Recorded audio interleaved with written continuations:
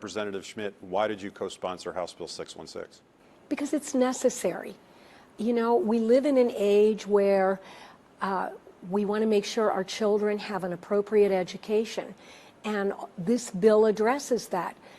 Basically what it says is you have to make sure that what you are teaching is at the appropriate level for the student. You cannot teach divisive or racially inherently divisive ideologies.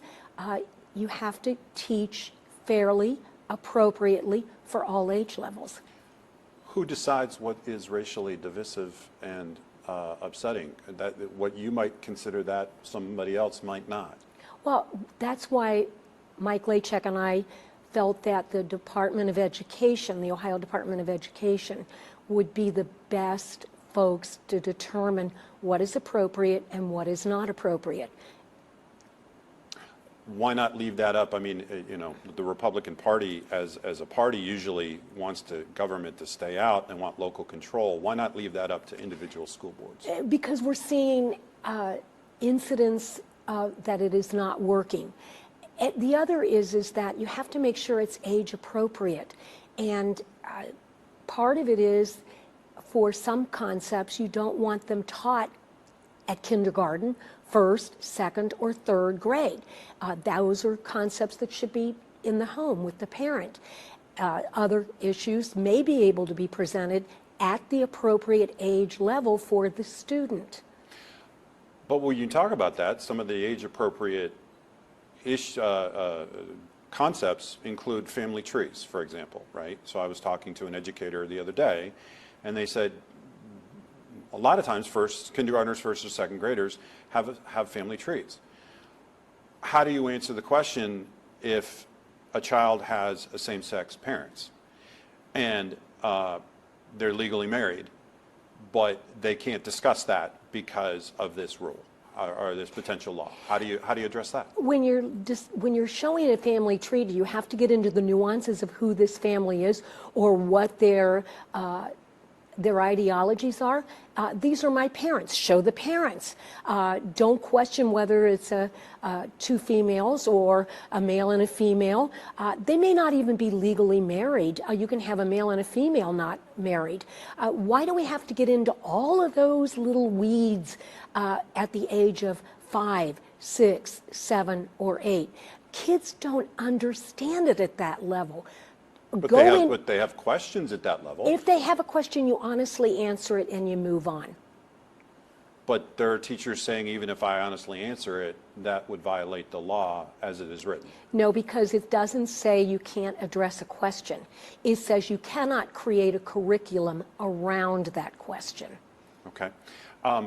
Moving on to we talk about that, the gender and the sexual orientation, but this bill also includes like you said, the racially divisive. Can you give me some examples of, or what examples do you consider racially divisive? You know, that's like trying to define love.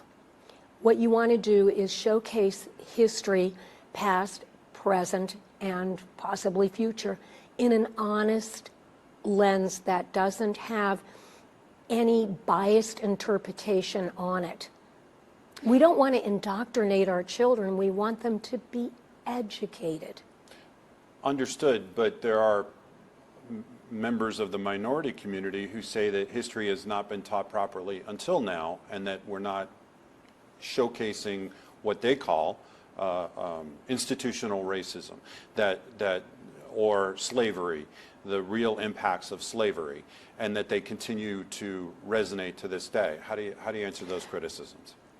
If it's done fairly and in a true lens, then it has to be addressed. You cannot go back in time and use the nuances of the time and then put them on students today and say you're guilty. That's wrong in teaching history. But yeah, you need to go back in history. You need to go back and show, why did we have slavery? Why did the Constitution only call slaves 3/5 of a person? Did they really think they were only 3/5 of a person? No, it had everything to do with money and population and who was going to sit in Congress. That's the way that needs to be addressed.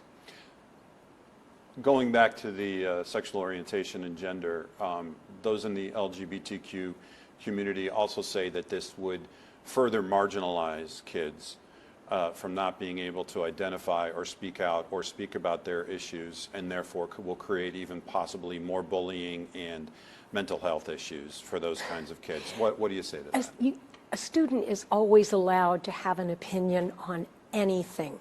It is up to the teacher to make sure that it is appropriately and honestly addressed. Nowhere in the bill does it ever say a student is silenced. But what it does say is those concepts need to be done at an age-appropriate level if you're going to create a curriculum around it. That's what it says.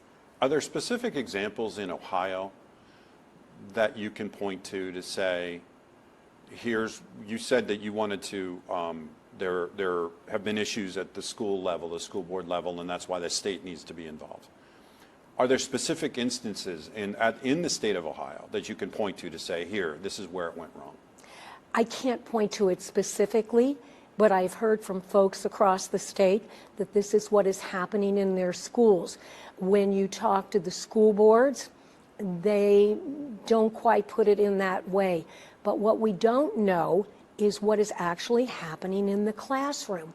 What is happening with the curriculum and that teacher and what they decide to bring to the student. This is going to give them guidelines on what can and cannot be presented in curriculum, in textbooks, in the classroom until an age-appropriate level. Then it should be presented. You said you've heard from people around the state. From where? From whom? I've heard from parents in the Loveland School District. Now, I can't prove it. I was told that that isn't happening, but I've heard from my own constituents that this is happening. And so whether it's happening or not, let's prevent it from occurring. What is this? What specifically are you trying to prevent from occurring? I want to make sure that students have an honest and an appropriate education at their appropriate age level. Kindergartners, first graders, second graders, third graders have a different view of the world than somebody in middle school or high school. They're not mature enough to handle concepts, which is why we don't teach other concepts in sexuality until later levels. Do you feel like, but you feel like the bill doesn't prohibit a class discussion if it comes up or there are questions? No, it doesn't. Read the bill. I would suggest people read the bill before they try to trash the bill. The bill says it's about the curriculum, about what the teacher wants to present. If a student brings something up, of course it has to be addressed. Teachers and the teachers union came out strongly against this bill earlier this week. What do you say to those teachers who say that this would unfairly straitjacket what they can and can't teach? They need to read the bill. It doesn't straitjacket them at all. Okay. What feedback have you gotten from Republican leadership in the House and the Senate in terms of the next steps for this bill? Do you feel like it's going to get a hearing? Do you feel like it's going to get up to committee? What do you think its chances are? Well, I'm getting a very positive response from leadership, but you know, we have other issues on the table right now that are really preventing a lot of great legislation from moving through the House and the Senate. And until we get those issues resolved, we're going to be on a slow walk with anything that we want to get accomplished. Specifically, what are you talking about? The maps. Yeah, I was going to say.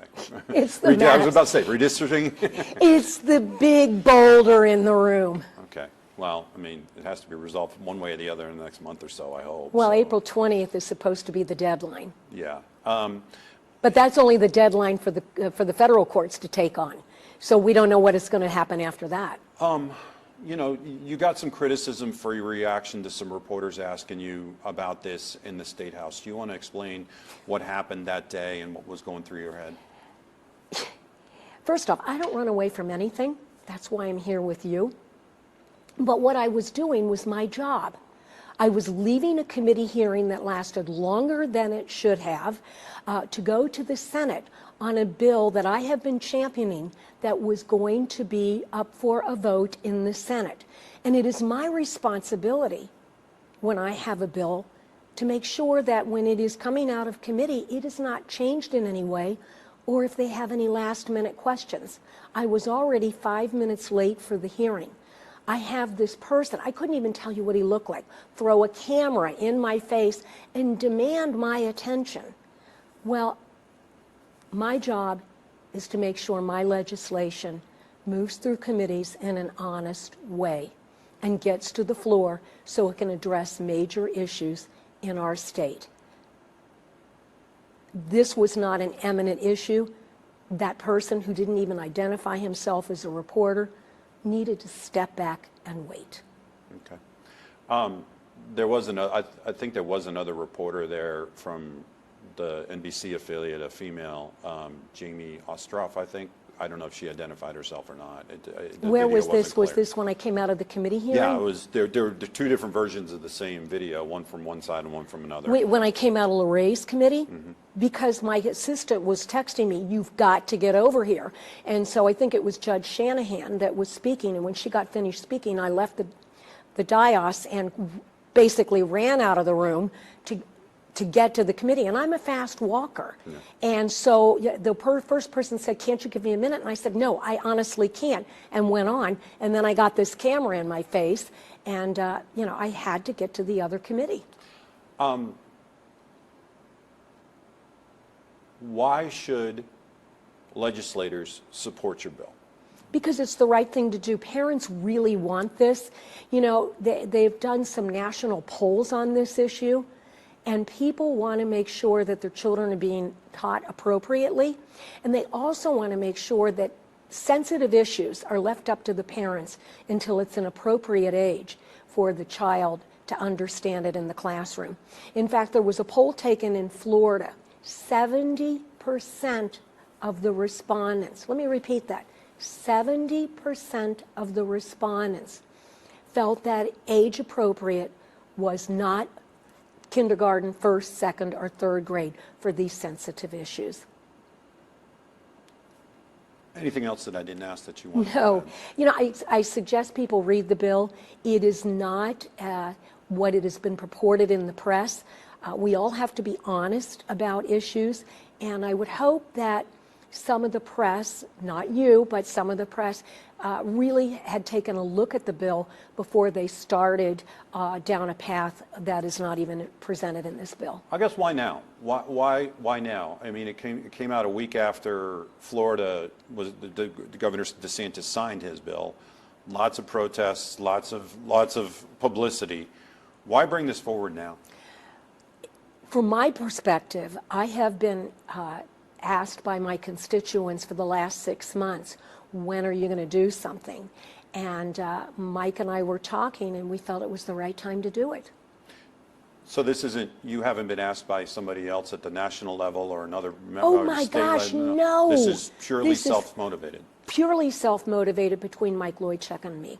Did you go back and refer to, it's very close in language to the Florida bill. Did you go back and you just? No, honestly, I didn't pay attention to the Florida bill. I couldn't tell you what's in it. I can now, but you know, maybe when people are on the right path on an issue, like minds agree independently of each other. Anything else I didn't ask you wanted to add? No, you know, but this is a process, and hopefully we can get the maps resolved, and we can move forward with much needed legislation. Representative Schmidt, thank you so much. You're welcome.